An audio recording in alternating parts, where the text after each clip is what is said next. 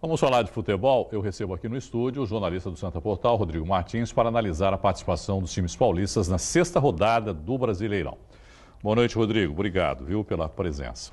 Boa noite, Irineu. Boa noite a todos. O Rodrigo, na segunda-feira o assunto costumava ser árbitro de futebol. O assunto agora da segunda-feira é o VAR, que tem mais do que nunca influenciado no resultado das partidas, não é, Rodrigo? Então a gente teve uma rodada aí marcada por vários lances, né, de atuação do VAR, né, no jogo do Flamengo, no jogo do Santos, jogo do Palmeiras, jogo do São Paulo. E assim, o que a gente vê é uma grande insegurança dos árbitros na marcação dos lances. No caso de lance de impedimento, por exemplo, até que os bandeirinhas foram bem. Mas os árbitros, eles estão tendo muita dificuldade ali na hora de manterem as marcações deles. Às vezes são chamados indevidamente em alguns lances e acaba que Agora, no caso dos bandeirinhas, daqui a pouco não vai ter mais bandeirinha, né, Rodrigo? Porque a orientação é, na dúvida, é deixar o lance correr. Então, independente do bandeirinha, se ele marcou ou não o impedimento, deixa o lance correr, estava impedido não, porque depois o VAR é que vai decidir isso. Então, para que serve o bandeirinha agora? Então, ontem no jogo do Santos, até o Guerreiro saiu em um lance e saiu na cara ia sair na cara do goleiro, na cara do Vanderlei, e o bandeirinha acabou marcando o impedimento. E a gente sabe que se ele não tivesse impedido, por exemplo, ele poderia ter dado sequência no lance e de repente ter feito gol. Quer dizer, são situações ainda que a gente percebe, no caso aí, esse gol foi bem anulado, mas a gente percebe ainda que há muita confusão e há muita demora para a tomada de decisão. Acho que a maior reclamação não é nem em relação ao VAR, mas agora a reclamação é em relação ao tempo que se demora, porque para a partida, né? O grito de gol fica pela metade, né? E demora muito para sair o resultado, não é, Rodrigo? Exatamente. Esse lance aí, por exemplo, do gol anulado do Internacional, ficou 3 minutos parado o jogo. Que não fazia sentido nenhum, né? E assim, tanto um lance tempo teoricamente fácil, se você está revendo ali com todas as ferramentas à disposição, de ângulos do lance, é uma marcação fácil, não precisaria demorar tanto. O presidente Pérez reclamou hoje à tarde que vai entrar com uma representação, inclusive, na CBF.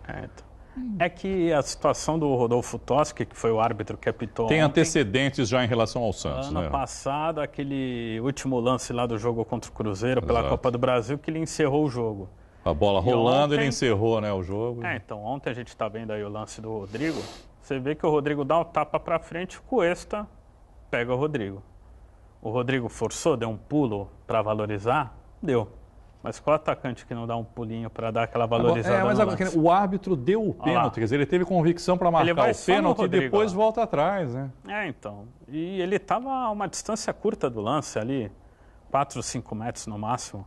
E aí que a gente vê a insegurança dos árbitros para marcarem os lances. Foi um resultado justo, 0-0 no fim das contas ou não? Sim, acho que a atuação do Santos ontem, no primeiro tempo, foi muito abaixo. A gente esperava uma atuação melhor. No segundo tempo, o São Paulo mexeu bastante na equipe, colocou o Caio Jorge ali de referência, com o Sacha para poder empurrar um pouco mais o Internacional. Foi quando o Santos conseguiu criar algumas oportunidades, mas no fim das contas, o empate acabou sendo justo. Bom, o próximo adversário agora é o Ceará, jogando fora de casa, né, no próximo domingo. 3 desfalques já são certos, não é, Rodrigo? Pituca, Gustavo, Henrique e o Soteldo.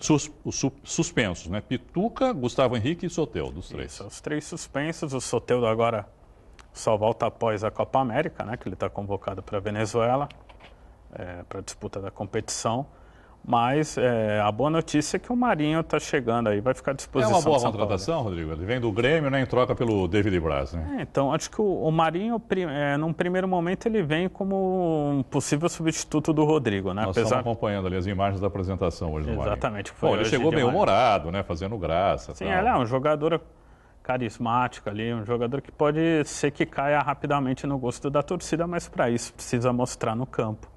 Em clubes grandes ele teve alguma dificuldade, no Cruzeiro e no Grêmio, não conseguiu se firmar, mas é um atacante rápido, um atacante driblador, que gosta de chutar bastante de fora da área.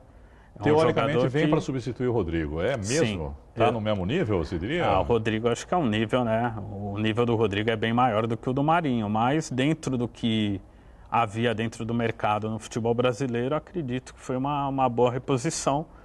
E às vezes você encaixa o jogador ali no esquema tático do treinador e as coisas funcionam, de repente. E o Jean Mota é um exemplo disso, né? O Rodrigo fica até quando? O Rodrigo ele teria que se apresentar para a seleção sub-23 que vai disputar o torneio de Toulon na França. Que vamos combinar, um torneio que não vale nada. Exatamente. O Santos forçou a situação, até porque não é uma data FIFA. Não e aí vai, ontem... Não vai liberar, né?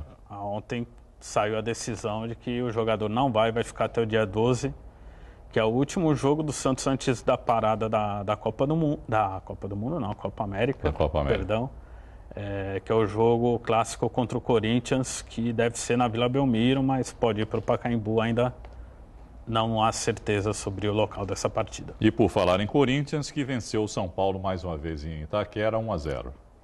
Corinthians ele vem subindo de produção no Campeonato Brasileiro, a gente percebe um time criando um pouco mais de oportunidades. E no caso do clássico contra o São Paulo mais uma vez não conseguiu uma vitória jogando lá em Itaquera, nunca ganhou lá jogando em Itaquera. E o São Paulo vem sofrendo aí com muitos problemas físicos, o Lisieiro fora, Pablo fora, Hernanes que custa entrar em forma física ideal. Está demorando muito, né, o Hernanes? Então, o Hernanes ele veio muito abaixo. Ano passado ele jogou pouco no futebol chinês. E esse ano ele não está conseguindo reeditar as boas atuações que teve em 2017. Quando ele veio em 2017, ele mais rapidamente se entrosou com a equipe e tal, teve um desempenho melhor. Agora está muito, Paulo, bem demorado. Ele liderou o São Paulo naquele campeonato, na arrancada ali para sair do rebaixamento. Bom, no sábado o Palmeiras bateu o Botafogo jogando em Brasília, mando do time carioca, que vendeu o mando de jogo. Aliás, teve gente presa lá, né? O Rony, ex-jogador do Santos, do Fluminense. O organizador, do evento. Ele e o presidente da federação, né? Da Federação do Distrito Federal. 1-0, gol de pênalti do Gustavo Gomes, partida que teve uma polêmica nova, não é? Então foi um lance que o árbitro havia marcado uma simulação do Daverson e depois ele é chamado pelo VAR para rever o lance. Há um pisão do zagueiro do Botafogo no pé do Daverson e aí o árbitro entendeu que o pisão foi faltoso e marcou a penalidade. Mas a polêmica está no fato de que o árbitro reiniciou a partida, não é? Exatamente, que é a alegação do Botafogo que está pleiteando a anulação da partida, baseado no regulamento da FIFA, que prevê que uma vez que o jogo foi reiniciado, isso está previsto no regulamento, inclusive, do VAR, né? Então, assim, juridicamente... Nós temos uma imagem aí, quer dizer, no momento que ele manda seguir a partida, lá... ele retomou lá, o goleiro Gatito... Manda seguir. O Gatito repôs o lance. O aceno ali, aí ele resolveu parar. É avisado, provavelmente, pelo VAR.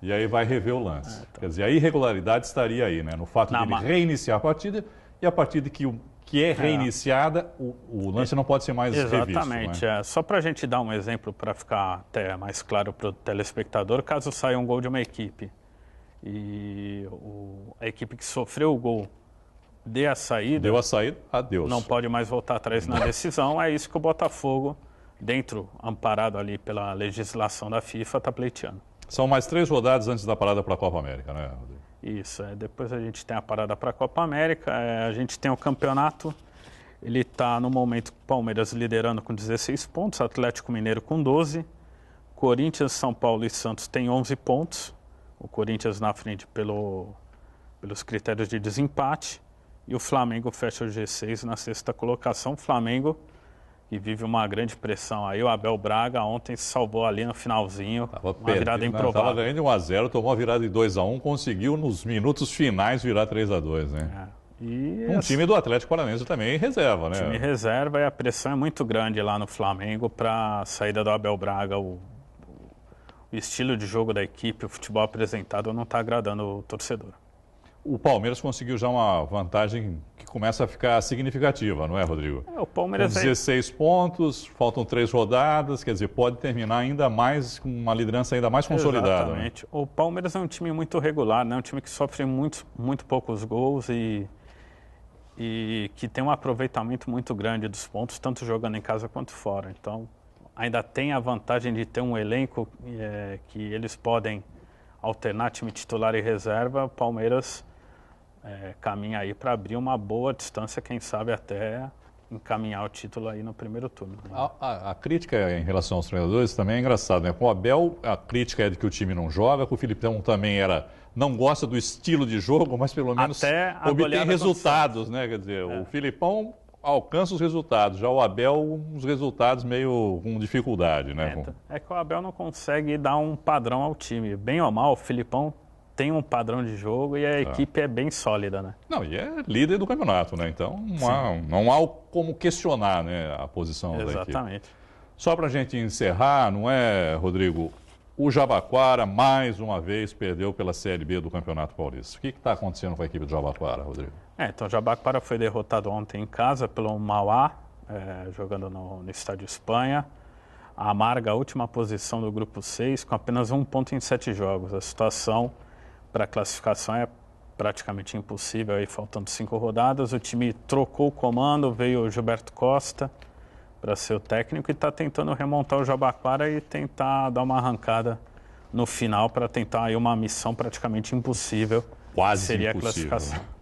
Rodrigo, obrigado, viu? Mais uma vez, uma boa noite para você. Muito obrigado, Irineu. Boa noite a todos.